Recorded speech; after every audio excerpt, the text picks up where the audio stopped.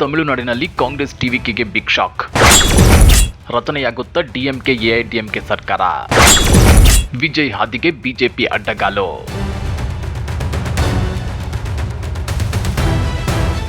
ದಕ್ಷಿಣ ಭಾರತದ ರಾಜಕೀಯ ಅಖಾಡದಲ್ಲಿ ಈಗ ತಮಿಳುನಾಡು ಹಾಟ್ ಟಾಪಿಕ್ ಆಗಿದೆ. ಒಂದು ಕಡೆ ಮ್ಯಾಜಿಕ್ ನಂಬರ್ ಬೆನ್ನತ್ತಿರೋ ದಳಪತಿ ವಿಜಯ್, ಮತ್ತೊಂದು ಕಡೆ ರಾಜ್ಯಪಾಲರ ಅಚ್ಚರಿಯ ನಡೆಗಳು.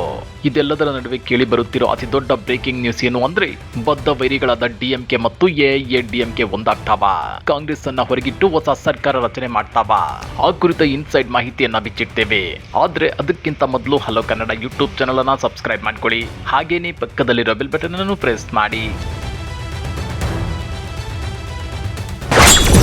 ರಾಜ್ಯಪಾಲರ ಅಬ್ಬರ, ಬಿಜೆಪಿಯ ರಿಮೋಟ್ ಕಂಟ್ರೋಲ್. ತಮಿಳುನಾಡಿನಲ್ಲಿ ಈಗ ಪ್ರಜಾಪ್ರಭುತ್ವದ ಆಟಕ್ಕಿಂತ ಹೆಚ್ಚಾಗಿ ರಾಜ್ಯಪಾಲರ ಆಟ ಜೋರಾಗಿದೆ ಅನ್ನೋ ಆರೋಪ ಕೇಳಿ ಬರ್ತಿದೆ.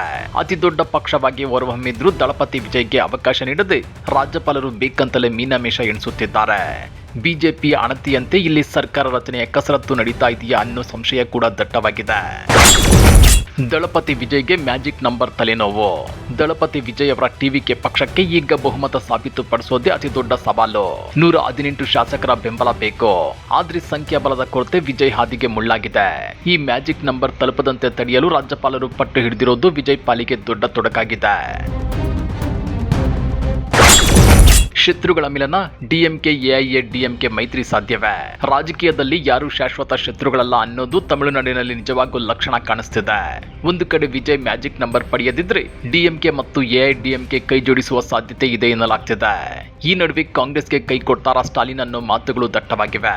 ಹೌದು ವೀಕ್ಷಕರೇ, ಕಾಂಗ್ರೆಸ್ ಅನ್ನ ಹೊರಗಿಟ್ಟು ಈ ಎರಡು ದ್ರಾವಿಡ ಪಕ್ಷಗಳು ಒಂದಾಗಿ ಸರ್ಕಾರ ರಚಿಸ್ತಾವ ಅನ್ನೋ ಚರ್ಚೆ ಜೋರಾಗಿದೆ. ಇದರ ಸಂಪೂರ್ಣ ನಿರ್ಧಾರ ಈಗ ಸಿಎಂ ಎಂಕೆ ಸ್ಟಾಲಿನ್ ಅವರ ಕೈಯಲ್ಲಿದೆ.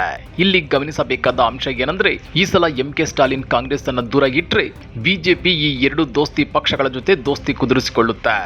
ಆ ಮೂಲಕ ಪರೋಕ್ಷವಾಗಿ ಬಿಜೆಪಿ ತಮಿಳುನಾಡಿನಲ್ಲಿ ಕಿಂಗ್ ಮೇಕರ್ ಅಥವಾ ದಿಲ್ಲಿ ದೊಡ್ಡಣ್ಣ ತರ ಕೆಲಸ ಮಾಡೋ ಸಾಧ್ಯತೆ ಇದೆ.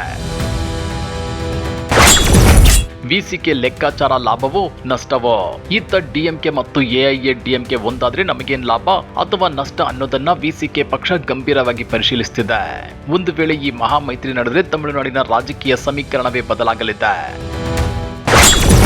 Magic number ಬೆನ್ನತ್ತಿದ ದಳಪತಿ Vijay. ತಮಿಳುನಾಡು ವಿಧಾನಸಭಾ ಚುನಾವಣೆಯಲ್ಲಿ ದಳಪತಿ ವಿಜಯ್ ನೇತೃತ್ವದ ಟಿವಿಕೆ ಪಕ್ಷ 108 ಸ್ಥಾನಗಳನ್ನ ಗೆದ್ದು ಅತಿ ದೊಡ್ಡ ಪಕ್ಷವಾಗಿ ಹೊರಹೊಮ್ಮಿದೆ.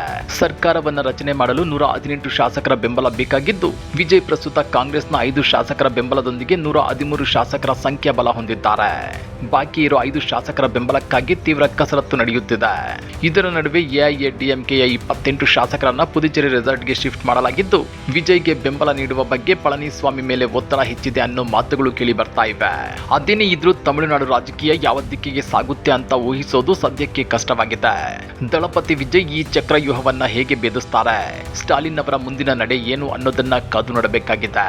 ಹಾಗಾದ್ರೆ ನಿಮ್ಮ ಪ್ರಕಾರ ತಮಿಳುನಾಡಿನಲ್ಲಿ ಯಾರು ಅಧಿಕಾರ ಹಿಡಿಯಬೇಕು? ಸಿಂಗಲ್ ಲಾರ್ಜೆಸ್ಟ್ ಪಾರ್ಟಿಯಾಗಿ ಹೊರಹೊಮ್ಮಿರೋ ಜೋಸೆಫ್ ವಿಜಯ್ ಅವರ ಟಿವಿಕೆ ಪಕ್ಷ ಗದ್ದುಗೆ ಹಿಡಿಯಬೇಕಾ, ಇಲ್ಲ ಕಾಂಗ್ರೆಸ್ ಅನ್ನ ಹೊರಗಿಟ್ಟು ಡಿಎಂಕೆ ಮತ್ತು ಎಐಡಿಎಂಕೆ ಒಂದಾಗಬೇಕಾ? ಕಮೆಂಟ್ ಮಾಡಿ, ವಿಡಿಯೋ ಲೈಕ್ ಮಾಡಿ, ಶೇರ್ ಮಾಡಿ. ಇಂಥ ಮತ್ತಷ್ಟು ರೋಚಕ ರಾಜಕೀಯ ಸುದ್ದಿಗಳನ್ನ ಮಿಸ್ ಮಾಡದೆ ನೋಡಬೇಕು ಅಂದ್ರೆ ಹಲೋ ಕನ್ನಡ ಯೂಟ್ಯೂಬ್ ಚಾನಲ್ ಅನ್ನ ಸಬ್ಸ್ಕ್ರೈಬ್ ಮಾಡ್ಕೊಳ್ಳಿ.